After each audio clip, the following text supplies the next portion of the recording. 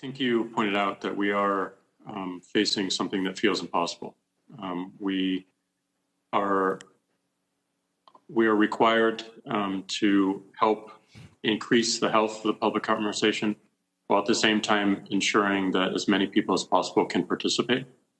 And in order to do so, we need to make policies so that people feel safe and they feel free to express themselves, to minimize threats of abuse, of harassment, of misleading information, of organized campaigns to artificially amplify or influence a particular conversation.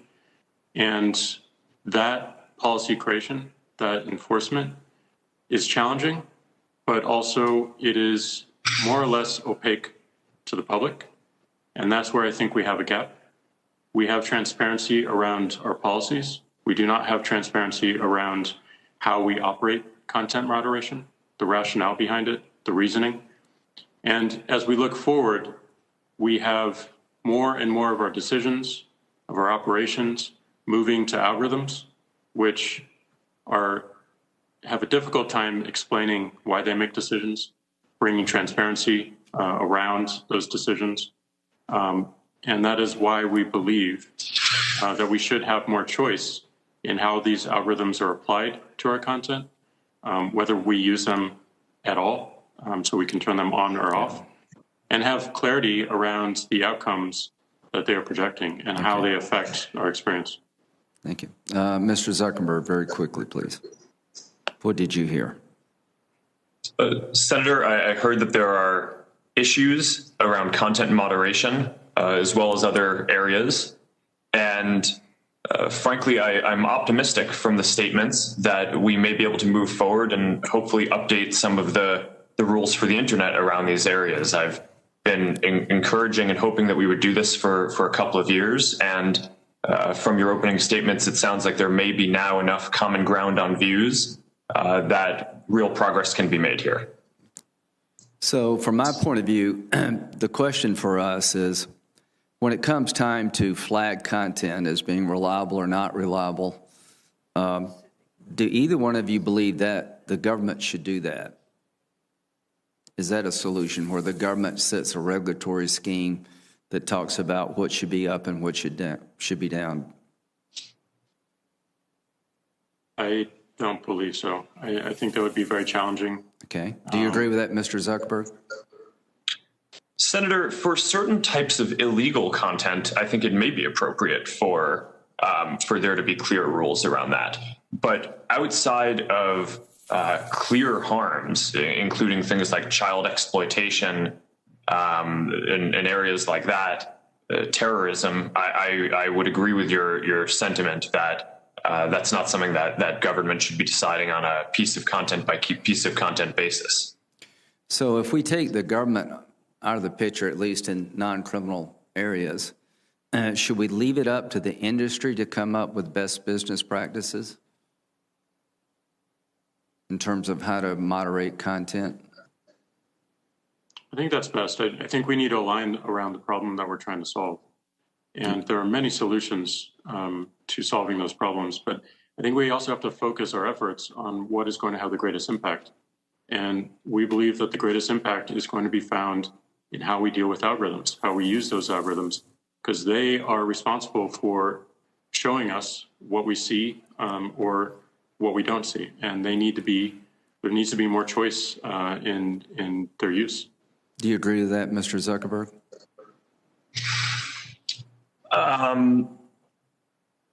Senator, I think that there is a role for regulation in the process, even if not defining on a piece of content by piece of content basis. And one of the areas that I've advocated for is regulation around transparency that goes beyond just about what the policies are and what the process is, but also goes towards results. And as an example of this, every quarter, Facebook releases a community standards enforcement report. It's basically a transparency report that breaks down each category of potentially harmful content that we track, ranging from terrorism to child exploitation content to incitement of violence to pornography to intellectual property violations. Yes, if I may, I don't mean to interrupt, but who sets those community standards? How are they set by the company? Senator, we have a policy team that consults with a number of different stakeholders and outside groups to make sure that we're getting feedback from broad swaths of our community covering all of the concerns. Is that publicly known? Senator, I believe so. And our head of content policy has testified publicly multiple times. Okay. So when it comes to fact checking, would you give us a list of the people you use to fact check?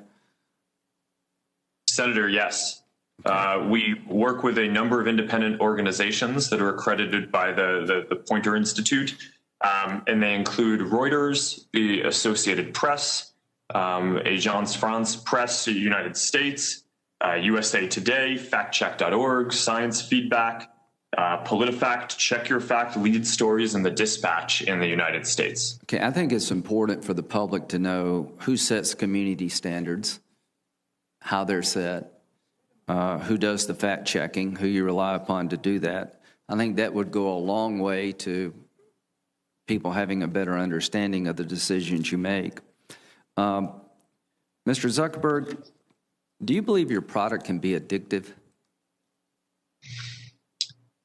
Senator, we certainly do not design the product in that way. We design the product to be as useful and meaningful as possible. That's not my question. We take steps. My question is that there seems to be an ample body of growing medical evidence that social media sites have an addictive nature to them.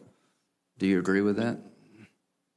Senator, I don't think the research has been conclusive, but it is an area that we care about and study. We certainly do not want our products to be addictive. We want people to use them because they are meaningful. And we take steps to make sure that this is the case. So, for example, we don't give the team that's running Newsfeed a goal around how much time people spend on our products, which goes counter to a lot of the memes and misinformation out there around how we operate. But my goal is to help people connect and find content and interactions that are going to be meaningful to them on our service. And our view is that if that's what we deliver over the long term and people find the services useful, then they'll use them more. But I don't think that companies should be optimizing to just encourage people to spend as much time as possible on them. Shepard Smith here. Thanks for watching CNBC on YouTube.